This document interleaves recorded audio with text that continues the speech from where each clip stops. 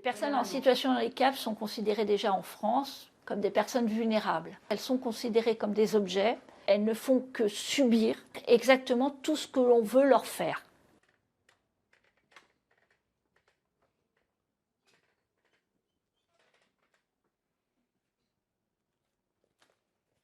Ici, nous, on demande l'autorisation du juge. On a été obligé de demander pour une patiente. Alors, je n'étais pas pour cette patiente-là de faire une stérilisation parce qu'on avait trouvé un moyen de contraception et la mère n'arrêtait pas d'harceler pour demander in fine une stérilisation. Comme la patiente, sa fille n'était pas verbale, on a rédigé un certificat médical pour le juge des tutelles, mais nous n'avons pas le retour de la patiente. Et c'est ce qui me gêne énormément pour ces patientes. Il y a plein de situations où une contraception qui pourrait être très facile pour une personne qui n'est pas en situation de handicap devient très compliquée. Penser à prendre sa pilule tous les soirs, ce n'est pas forcément évident. Si on l'endort une fois, on lui fait quelque chose d'irréversible, parce que quelle serait l'idée de faire quelque chose qui ne soit pas irréversible? On pourrait se dire, eh ben, dans 5 ans, on aura guéri le handicap et cette femme pourra s'occuper en autonomie de son enfant. On sait très bien que ce n'est pas vrai. Donc pourquoi lui imposer quelque chose qu'il faut renouveler régulièrement?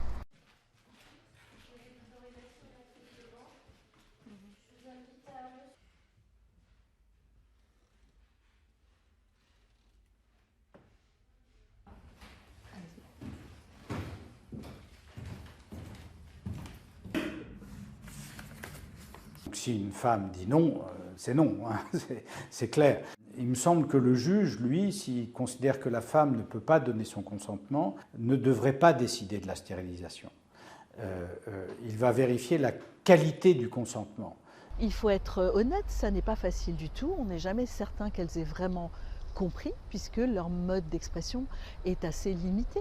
Lorsque le handicap mental est très profond, il y a parfois des jeunes femmes, on sait très bien qu'elles ne comprennent pas ce qu'on dit, qu'elles ne parlent pas, parfois elles bougent très peu. Et on sait très bien qu'elles ne peuvent pas donner leur avis. Et là, parfois, il se peut qu'on se repose sur l'avis des parents, sur la demande des parents, lorsqu'elle nous semble tout à fait raisonnable. Le juge n'a pas forcément le temps, notre justice fonctionne mal, et qu'on peut avoir un risque d'une décision prise sans avoir pris le temps. Nous, on pense qu'il faut réinterroger la loi aujourd'hui. C'est-à-dire que la loi, elle a plus de 20 ans et il faut vraiment qu'on ait un débat sociétal de se poser la question de pourquoi on a besoin d'une procédure spécifique pour les femmes en situation de handicap. Il faut arrêter de laisser cette question à quelques personnes qui se sentent concernées, par exemple les professionnels ou les proches. Pourquoi elles ne peuvent pas être comme les autres femmes, à savoir avoir un contraceptif si elles le souhaitent, et puis si éventuellement elles tombent enceintes et qu'elles ne veulent pas de l'enfant, procéder à une interruption volontaire de grossesse comme les autres femmes en réalité.